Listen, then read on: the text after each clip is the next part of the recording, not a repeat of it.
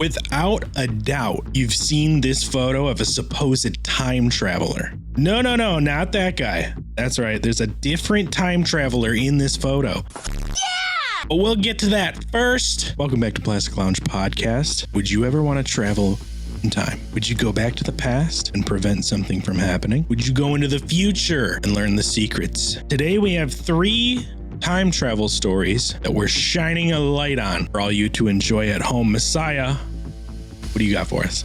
Oh man, do I have a doozy for you. So, Grits, you mentioned earlier about potentially going in the future, and that's what my story is about today. I'm going to take everyone back to a nice day in the year 1935. There's a guy by the name of Sir Victor Godard. At this time, I believe he was just like a windman, I think they call him. He ended up becoming a air marshal in the Royal Air Force for the UK. So pretty highly touted guy, knew how to fly planes, etc. One day, Victor Godard was flying from Edinburgh, Scotland, to his home base in Andover, England.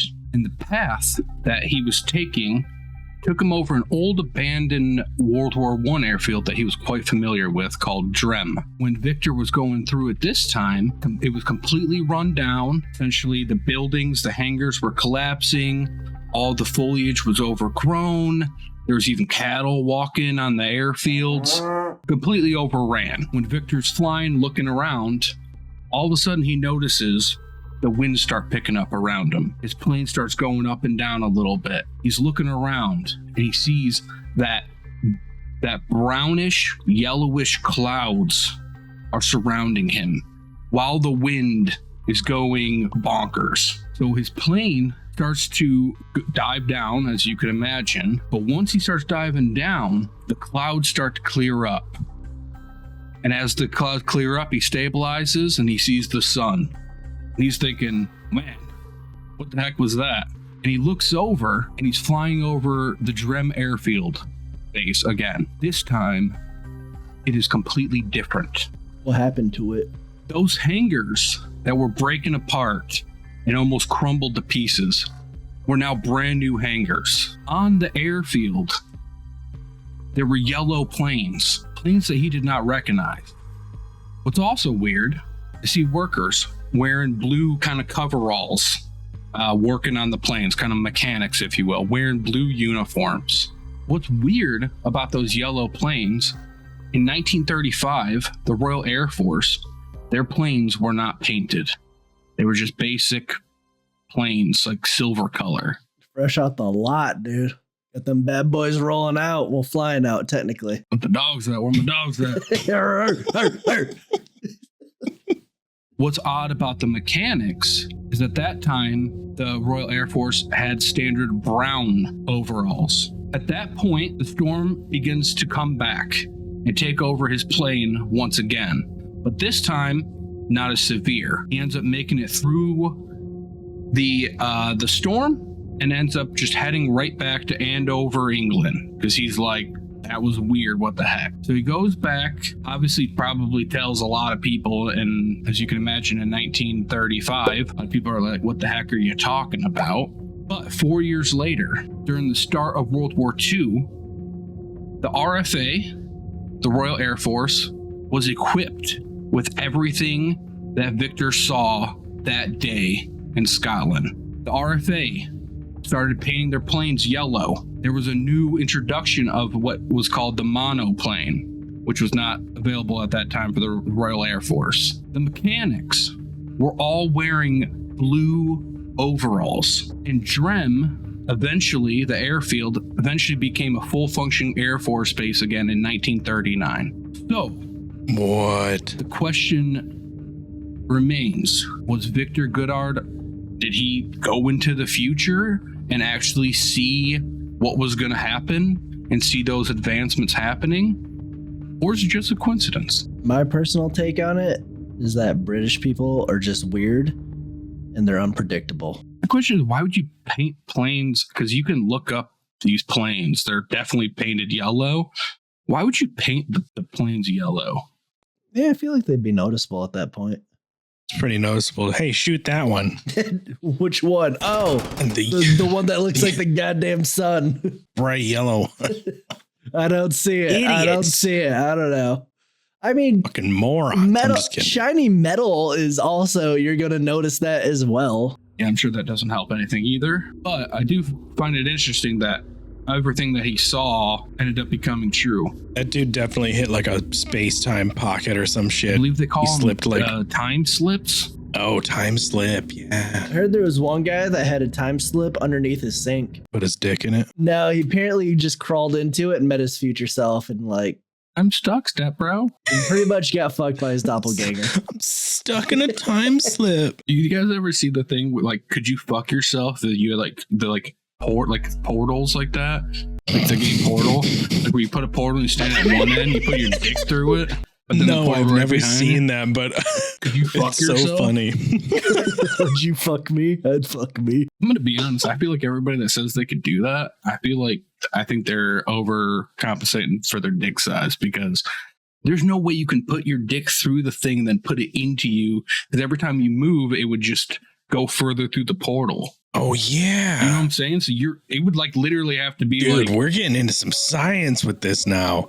Because when you would thrust, your butt would go forward. yeah. So like, can you fuck yourself? I don't know. So like, What if you get a It really would- big dick though? That's what I'm saying. You would have to have a huge dick.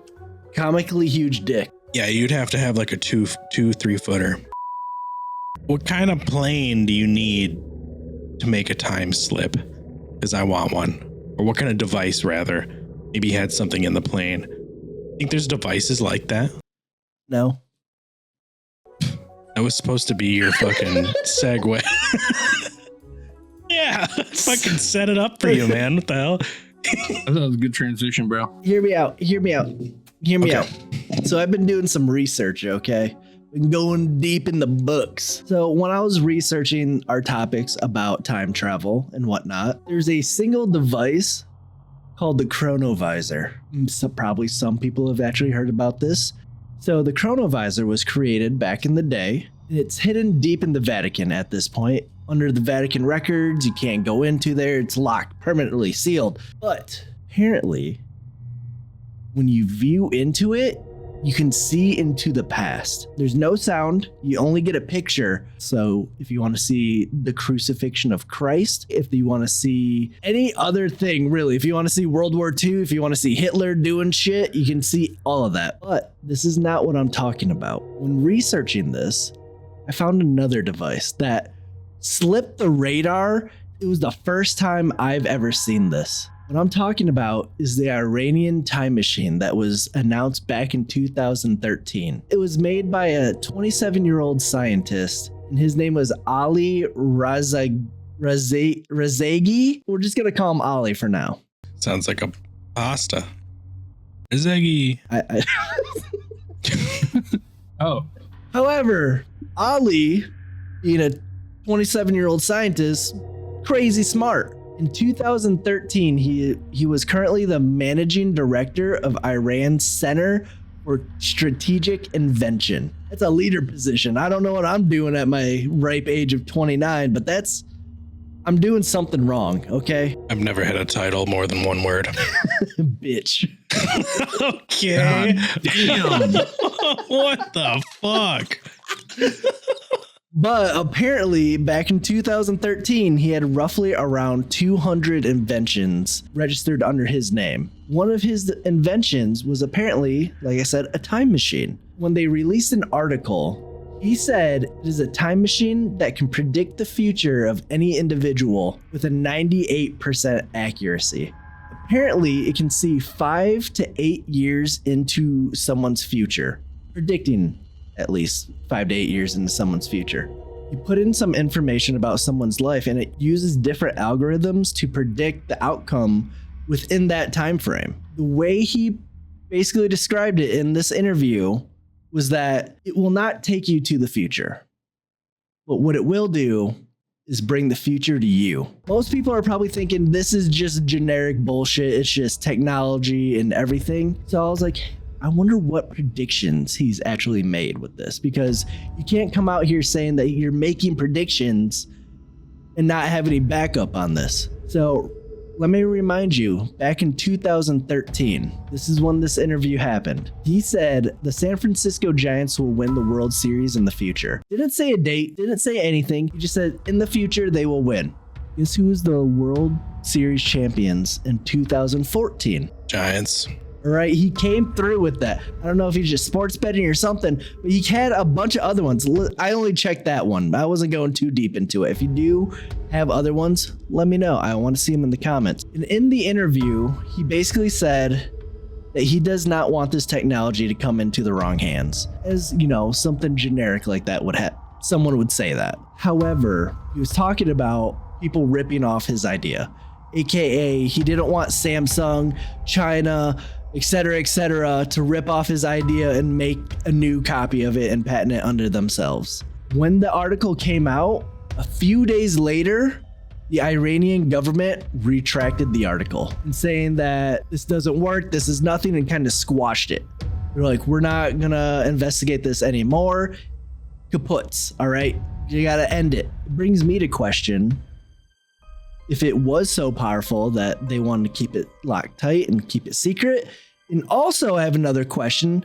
With AI coming into the future, I feel like this is basically a precursor of AI, where if you type in certain said things about your life and who you are, AI will figure it out for you. It makes educated guesses based on variables in your life. It's very accurate. Are we predictable as humans? That's why marketing exists. Would you do it? If you had the machine, would you press the button? If I had the machine, I would definitely press the button. If you could figure out when you're going to die, would you do that? No, that's what I'm saying. What if you press the button on the 8-year into the future machine and you're sitting there waiting for like a juicy, like, oh, in 4 years, I'm going to hit the lottery, or, oh, in 6 years, I'm going to get promoted. But instead it was like, in 63 days, you're going to die. What if it's saying, hey, in 63 days, you're going to die? Spend it with your loved ones. Actually, I was about to say, I kind of get where Rebels come from, because I was thinking if somebody told me like you're going to die in 60 days, I would try to like do a bunch of shit, which is fucked up. I should just be doing it anyways. But that's what I'm saying. Just do it now instead. Yeah, but I want to hit fucking diamond and apex, bro. I want to hit diamond too, buddy. Oh my god. I'm right there with you. Just hit it faster, dude. Do it now. Yeah, we got 60 days. Yeah, right before you die. So yeah, that's pretty much my personal story of researching all this, that I just kind of had my mind blown at that point. But I really want to know about that photograph. Can you please share with us what's happening with that photograph? Because I'm confused. All right, so back to that photograph. But first, if you made it this far, you are a real one. Please hit that sub button, that like button, and comment down below if you would travel back in time if you could. Now, there are not one, but two time travelers in this photograph. The first one, you already know who it is. It's the guy with the hipster glasses and the sweater. The second guy is none other than this guy right here in the Shooter McGavin sweater. If you're listening on audio, I'm sorry. This is definitely, you're going to have to go on YouTube and sub to us there while you're watching it. This guy is none other than a man named Andrew Carlson. Andrew Carlson is a 44-year-old Canadian native. In 2003, the world was in the midst of a war on terror, being shook by recent 9/11 attacks. Everybody had their sights on the Middle East, but Andrew had his sights on somewhere else. The US stock market, baby. Hey, baby! Ka-ching, ka-ching. Free stonks, dude. With $800 in hand, Andrew took to the stock markets and consecutively made 126 successful stock trades, bringing him from a measly $800 to $350 million US. Jesus Christ. Which is a stupid amount of money. So stupid, in fact, that it blipped the radar of the FBI and the SEC. So in late February, they nabbed Andrew up. They caught him lacking. They threw him in jail and they interrogated him, not one, not two, but for 30 days, trying to figure out how he knew all of his stock trades would hit, how he managed to not lose a single dollar. Every single one of his trades earned him money up until he was a multi-millionaire. they needed to know. It was insider trading, the SEC says. The FBI says he had insider knowledge. He had someone on the inside. Something had to make sense here. So they grill my man for 30 days. He's not giving them anything. But about halfway through, he finally comes clean. He says, okay, you got me. I didn't guess. I'm actually a time traveler from the year 2256. They think he's a pathological liar at this point. They still don't know how he made all this money, but they're going to get to the bottom of it. So they keep grilling him, and he's like, no, really. I'm a time traveler.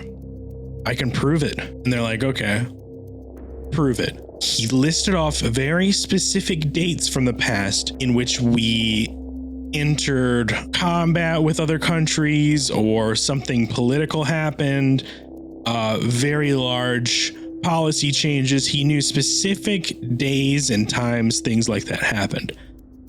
But the FBI would not budge. They're like, listen, you might just have a really good memory. That doesn't prove anything. We still don't believe you're a time traveler. That's absurd. Tell us what kind of insider knowledge you had,